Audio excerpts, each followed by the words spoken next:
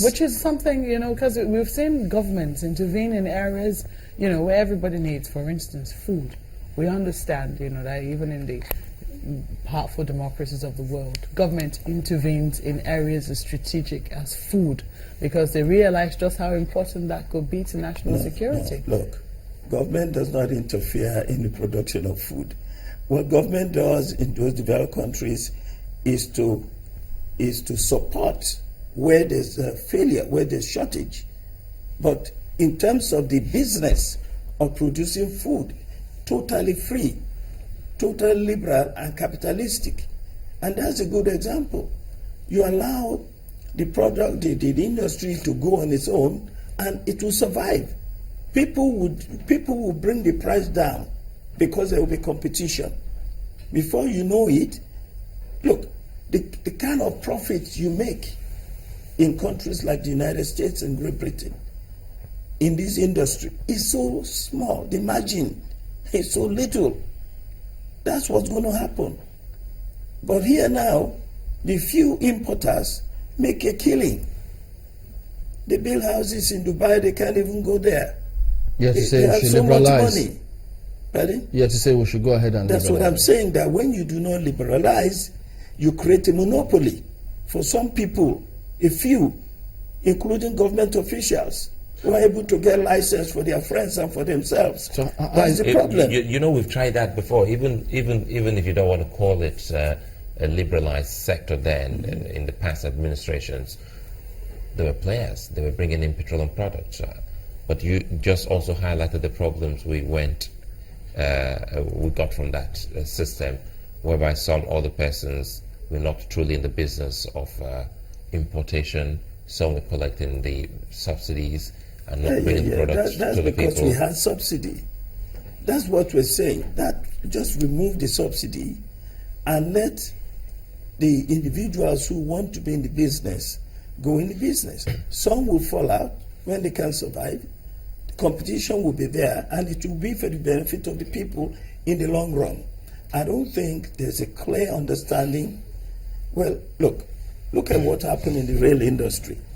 It's just a matter of time. That's why the rail industry has not advanced, because it's not being privatized enough. You have to privatize some of these. As I said before, even in these developed countries, they're still talking about these things because government wants to hold on to as much as possible, protecting the interests of the people. Is it about interest now? Is it about interest? Maybe government is selfish and interested in what comes out of it. That is why they're holding on to it. Because sometimes you look at a sector, for instance, aviation industry, the shuttle between where you park your car, the car park, and to the airport is passengers are now being charged to take a ride in the shuttle from the car park to the airport. And they say it's liberalized, it's a private sector driven. But when it comes to oil, no, you see, you don't get to see that. So if it's private sector driven, what you do is you don't give license to one person. That's not capitalism. Good. You give license, you allow people to compete. So you don't monopolize it. Yes. If you there's do competition. That, if there's competition, the price will be competitive. But if there's no competition, as we have now, that the NNPC controls everything in the oil sector, then you can be sure that there will be problems. We also we're experiencing now. Good thing that you talked about problems. We also try to highlight this with Mr. Yusuf about the unions. Sometimes you see the move and the intention of government in trying to streamline and put some sanity in that sector. Sure. And you see how the unions will rise up against such move. Definitely. Because the unions believe that it is in the best interest of the people for the price to be controlled. In other words, there is always this tension between the union and the private sector, and we got to work it out. As the gentleman from the Chamber of Commerce said, even the union is beginning to realize that it is counterproductive to implement this regime of a subsidy. They're beginning to realize it now. As I said, a lot of people like Pastor Bakare, who were clamoring for subsidy, now realize, I can't talk for sure about Bola Ahmed Tinubu. By the way, happy birthday, sir.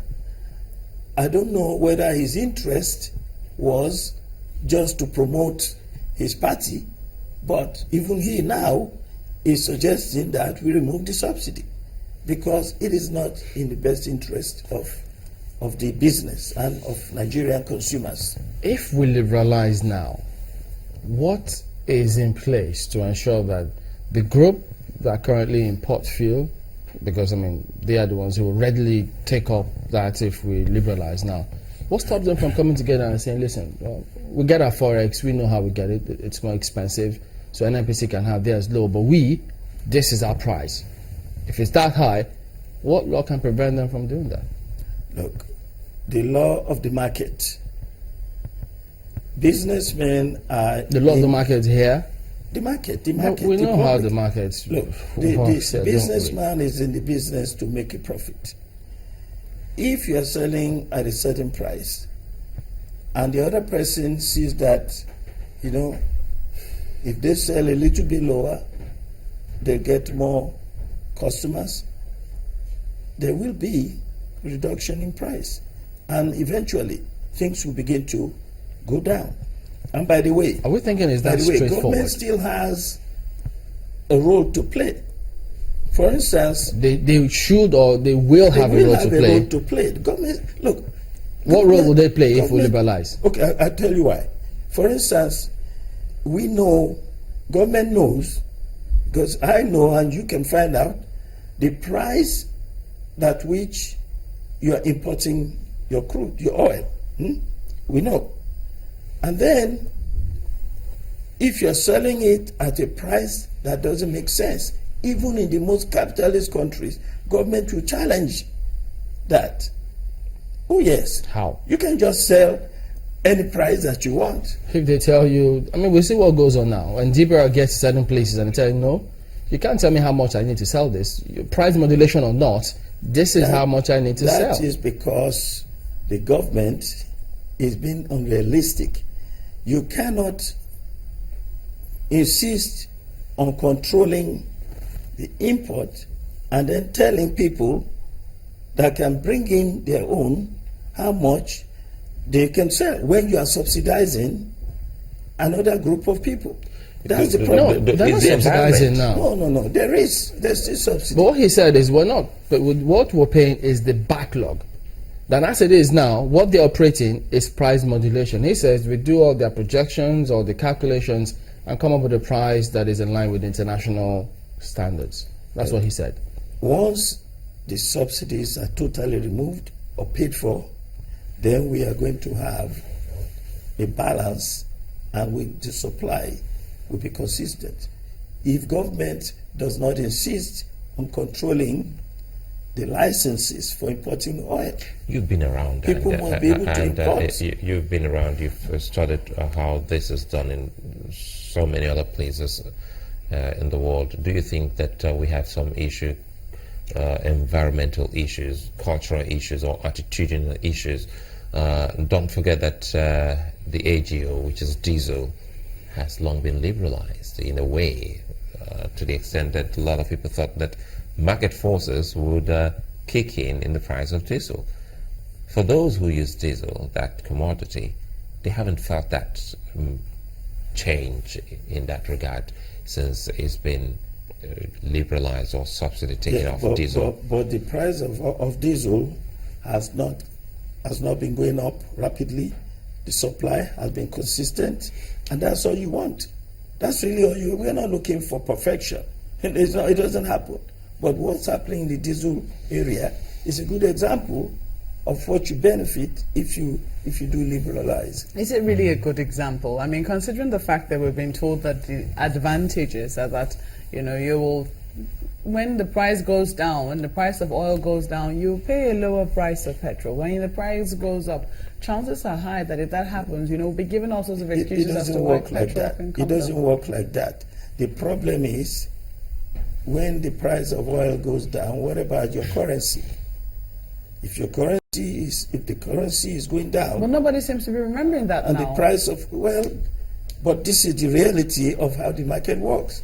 That's the reason why the price of oil cannot go down drastically when the price of oil actually is down, because the problem is your currency is also weak.